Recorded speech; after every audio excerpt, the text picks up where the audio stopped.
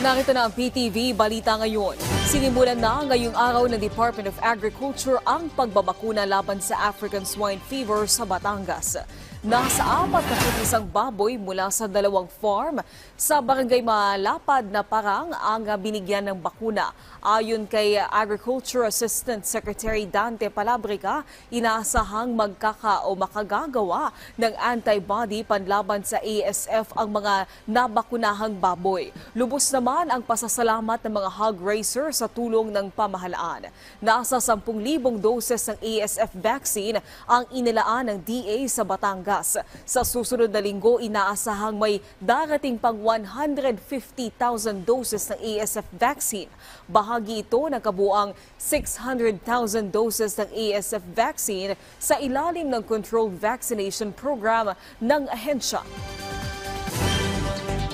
Pinalawig ng Court of Appeals ang pag-freeze sa bank account at mga ari-arian ni Pastor Apollo Kibuloy.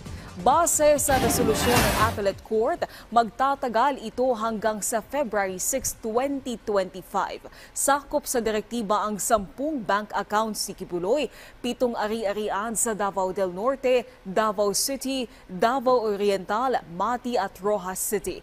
Matatandaang nagpatupad ng freeze order ang CA noong August 7 matapos sampahan ng kasong exploitation, human trafficking at financial smuggling si Kibuloy at 4 na iba pa. 3 pasahero ang nasawi habang 7 ang iba pang nawawala nang lumubog ang 2 bangka sa karagatan ng Antique. Ayon sa Philippine Coast Guard, galing ng Boracay Island ang mga bangka at patungo sana ng Kaluya Island nang mangyari ang trahedya. Lumabas sa investigasyon na hinampas na malalaking alon ang 2 bangka kaya lumubog ang mga ito. Na-rescue naman ang 10 pasahero. Patuloy pa rin ang search and rescue operations sa iba pang nawawala.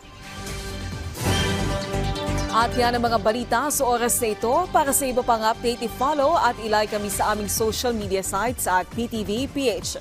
Ako po si Naomi Tiburcio para sa Pambansang TV sa Bagong Pilipinas.